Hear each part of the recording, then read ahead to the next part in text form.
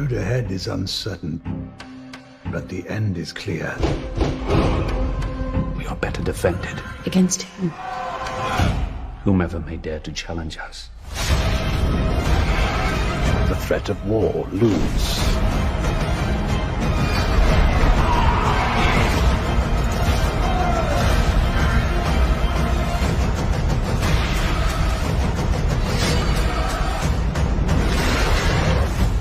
The gods have yet to make a man who lacks the patience for absolute power, Your Grace.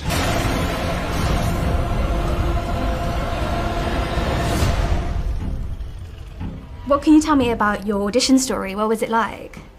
Go on. Well, I didn't audition, darling, you see.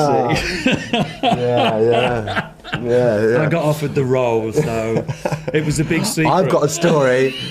let me tell you. So there isn't a story here. Yeah. Well, you know. No, I just had one screen test, and it was with Kate Rhodes James, who's fabulous and did very well. And yeah, it was the usual sort of cannon fodder, really. Try and do your best, get the lines in the right order. Wow, we had very different experiences. Mine was excruciatingly long.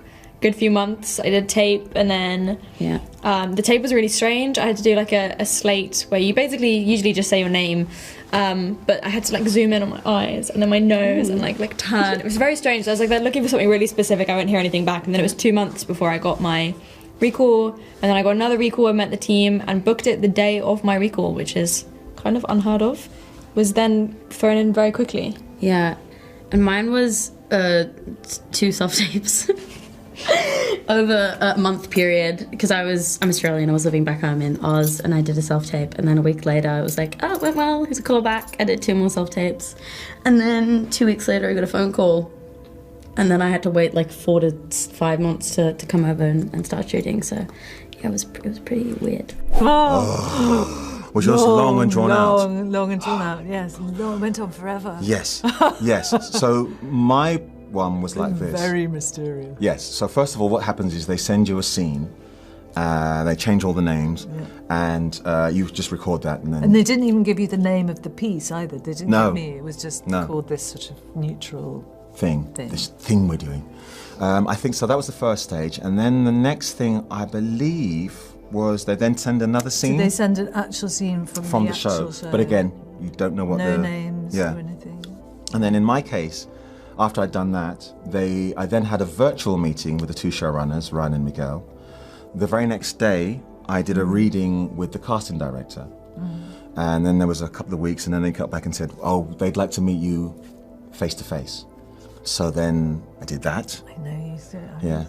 Oh, that's right, you didn't get that. I didn't get face to face. So it was the 2 of us in a room, 3 of us, in a room, talking and about the role and the scenes and so forth. So then we worked on the scene again, and then I remember at the end of that, they said, it'll be a couple of weeks, we'll have to send this to LA and so forth. But actually within a couple of days, I got a call just saying, you're Lord Corlys. And I went, yes! And that process was kind of the same for you, except without the... Yeah, it was kind of, except for I was in Italy at the time, and it was COVID, really strict rules, and so I couldn't travel, so everything was done by Zoom, except for not by Zoom because I'm rubbish at. I've got very limited technology, and I only had a really crappy mobile phone that also had a smashed screen. So I'd done all my, I'd recorded all my stuff and tapes, and then actually I did this recording of my audition recording, which I then sent to them. That was because of the nature of my rubbish technology. It was very atmospheric because all the lighting was it's rather good, and I actually thought it was quite good, and then I had to. I think so. Well, I thought that they were marvelling at my film skills, not my acting. And they were like, "No, it's your acting." But then anyway, and then I did just went on for a long time. Long, really long, months on end, highs and lows. Yeah, lows. Yeah, just mainly lows. Yeah, there was a bit, I've spoken about this before, but where I finally met Ryan and Miguel for the first time on a Zoom call, and Miguel asked me if I had a wig, and I said, what do you think, Miguel Sapochnik? And me and my partner had to sort of fashion something out of some hair extensions that I had. But like proper DIY, can you imagine? And sending that to HBO. Great. Very so embarrassing. Yeah. Bearing in mind, we've not seen anyone for, 8 months, 7 months. This is what my life became. All the shops are closed. Yeah. You can't buy a wig. Sticking hair to my head and then pretending to be someone else and then sending it to one of the biggest companies in the industry. Yeah. Probably like, this could go either way. Yeah, this could go either way. I might not live this down. Blacklisted. How long did it take with your hair, makeup and costume? I mean, they would split it, so we would do about an hour in hair and makeup, and hour and a bit. We had hour 45 calls. Hour 45. You just have no concept of time. It's No. like an hour 45 to 2 hours. What? Makeup call and Nah. Yeah. Maybe mine changed because I cut my hair. Maybe. Yeah. Fair. So you'd do that. You'd get in like hair and makeup, and then you would go in your normal clothes, and then you'd get on set and take you about 20 minutes to get into your costume and all that fun stuff. So like a while. A while. Yeah.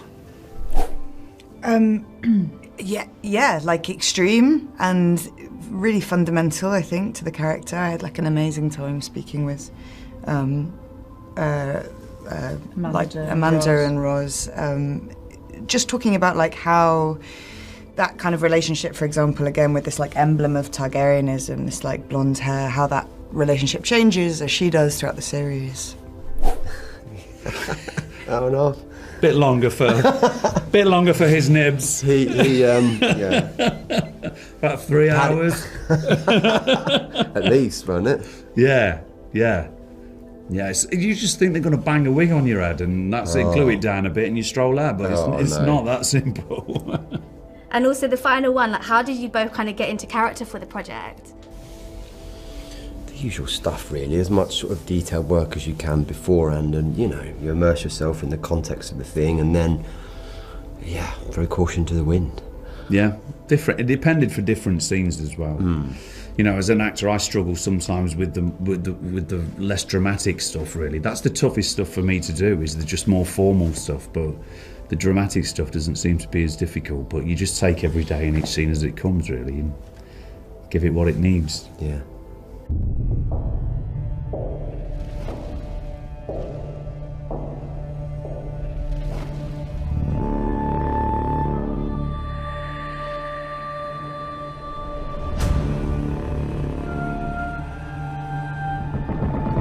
Gods. Kings.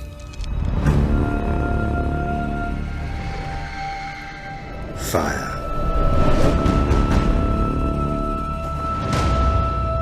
And blood.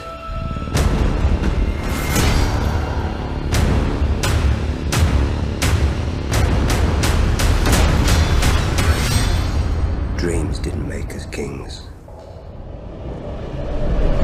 Dragons did.